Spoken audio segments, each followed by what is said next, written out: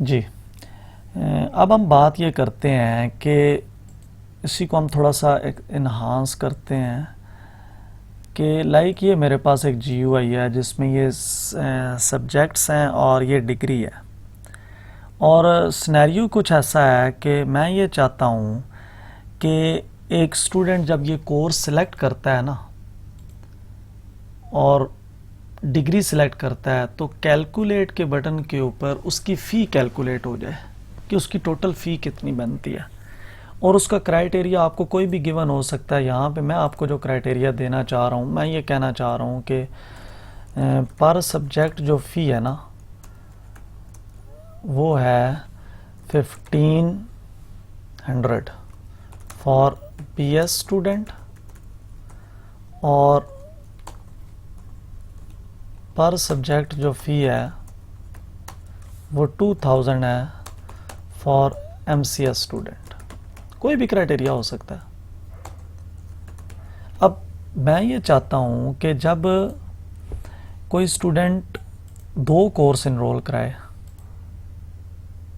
ठीक है, लाइक उसने MPL और VP 2 कोर्स इनरोल कराए हैं और BS चूज़ किया है, तो BS की फ़ी है 1500 और 2 कोर्सेज हैं तो उसकी फ़ी बननी चाहिए 3000, और अगर उसने MCS के चूज़ किया है तो उसकी फ़ी बननी चाहिए 4000। कैलकुलेट के बटन के ऊपर मैं ये चाहता हूँ कि ये इसकी फ़ी कैलकुलेट हो जाए। लेकिन याद रखें, मैं आपको कह रहा हूँ कि कैलकुलेट के बटन के ऊपर मैं फ़ी कैलकुलेट कराना चाहता हूँ।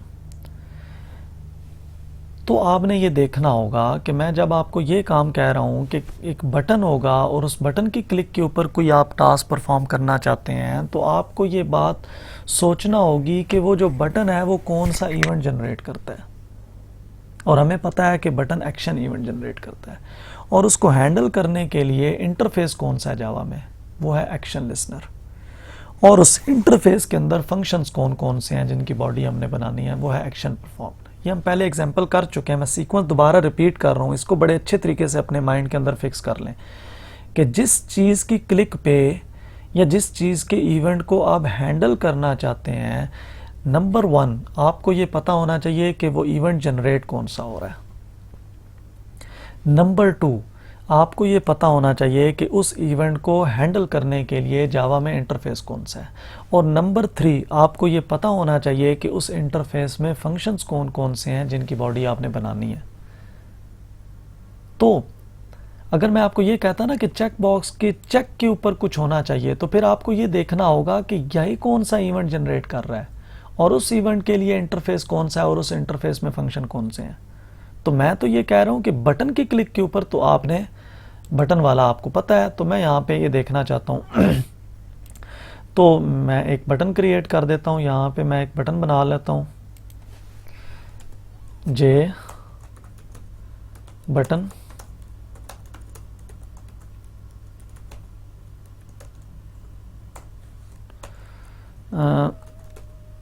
कैलकुलेट, और एक लेबल भी बना लेते हैं,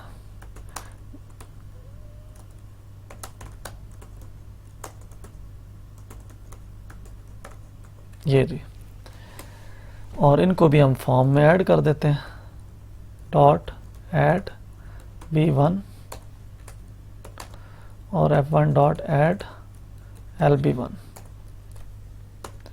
ये हमने ऐड कर दिए हैं। अब मैं ये चाहता हूँ कि कैलकुलेट के बटन पे जो है वो फ़ी कैलकुलेट हो जाए, तो मुझे उसका इंटरफेस को इम्प्लीमेंट करना है। तो यहाँ पे मैं इम्प्लीमेंट करूँगा IMPLE इम्प्लीमेंट्स एक्शन लिसनर। अब एक्शन लिसनर को जो ही इम्प्लीमेंट किया तो ये एरर आ गया। क्यों एरर आ रहा है ये? क्योंकि एक्शन लिसनर में मौजूद फंक्शंस की बॉडी हमने नहीं बनाई। तो मैं कहाँ बनाऊँगा? ये जो इनिट, ये पूरा वाइड GUI है, जो भी फंक्शन है इसी के साथ यहाँ पे, लेकिन क्लास के अंदर रहना है डैश, लोगों, क्लास से बाहर ना चले जाना। तो यहाँ पे पब्लिक वाइड एक्शन परफॉर्म्ड, ये जी।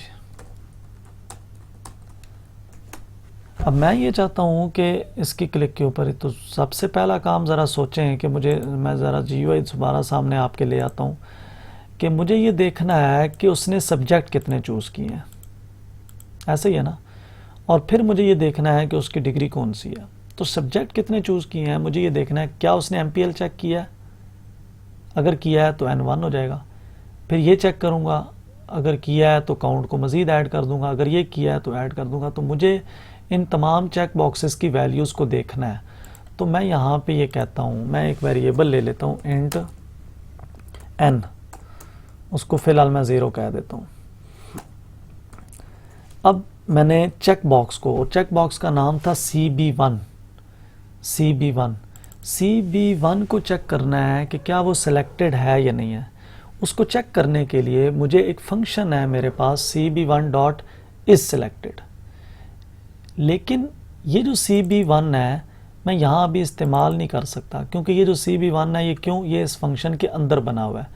तो मैंने अगर इसको किसी और फंक्शंस में इस्तेमाल करना है तो फिर मुझे यहाँ पे ऐसे ग्लोबली डिफाइन कर देना चाहिए, जे checkbox CB1, CB2, CB3, CB4, ये है जी। इसी तरह मैं रेडियो बटन को भी यहाँ ग्लोबली डिफाइन कर देता हूँ, RB1, RB2। तो यहाँ पे अब मुझे ये लिखने की ज़रूरत नहीं है, ये जी, ये जो ग्रुप बटन है, बटन ग्रुप है, इसको बाहर लगने की ज़रूरत नहीं है क्योंकि इसको मैंने इस्तेमाल नहीं करना।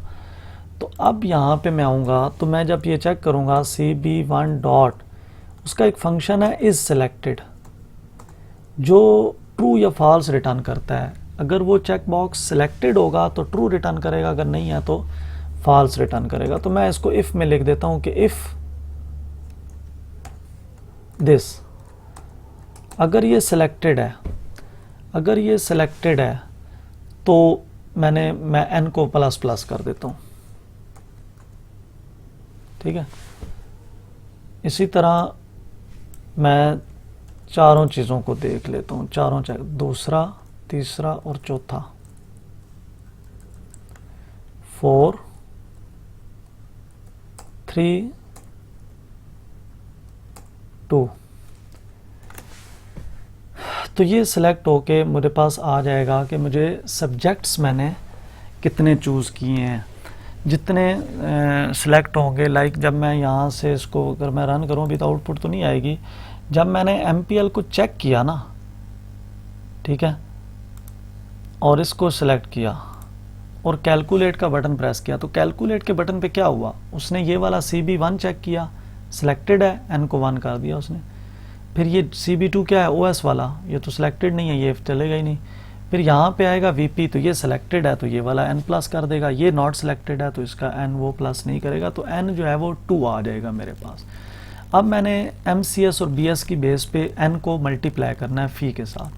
तो यहाँ पे अब मैं रेडियो बटन को सिलेक्ट करूँगा, if RB1 dot is selected, अगर ये सिलेक्टेड है RB1, यानी कि RB1 मैंने रखा हुआ था BS के लिए, RB1 किसके लिए है जी, MCS के लिए, सॉरी, और MCS की फ़ीस है 2000। तो मैं ये कह सकता हूँ कि लेबल पे डॉट सेट टेक्स्ट कर दे, क्योंकि इसे इंटीजर चाहिए होता है ये। यहाँ पे मैं चलें पहले फ़ी कैलकुलेट कर लेता हूँ ताकि कन्फ्यूजन ना हो आपको। फ़ी है ना, तो यहाँ पे मैं कहता हूँ कि fee is equal to n multiply by 2000, क्योंकि उसकी फ़ीस 2000 है। और यहाँ पे मैं फ़ी को सेट कर देता हूँ, ये लें जी, ठीक है। या यहाँ मैं कह देता हूँ फ़ी ऑफ MCS, ठीक है। इसी तरह अगर ये दूसरा है रेडियो बटन RB2, तो RB2 की केस में ये 1500 से मल्टीप्लाई होना चाहिए और ये BS है। तो अब हम देखते हैं जी कि ऐसा करने से अब आउटपुट आ रही है या नहीं आ रही।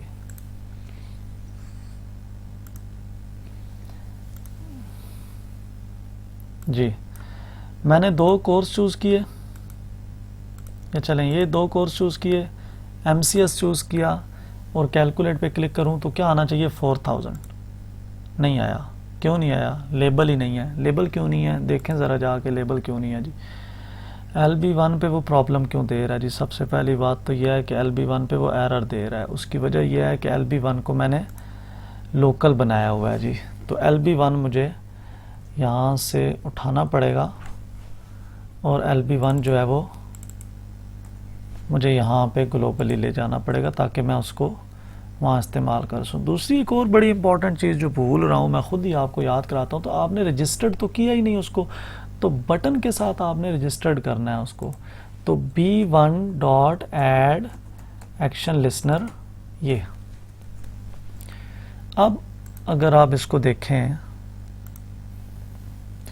तो मैंने ये 2 कोर्स चूज़ किए, MCS चूज़ किया, कैलकुलेट किया, तो ये देखें MCS की फ़ी आ गया 4000। अगर BS करके मैं करता हूँ तो 3000, अगर मैं 3 कोर्स करके करता हूँ तो 4500, 4 करता हूँ तो 6000, MCS करता हूँ तो ये 800। इसके बाद आप स्पेस भी दे सकते हैं।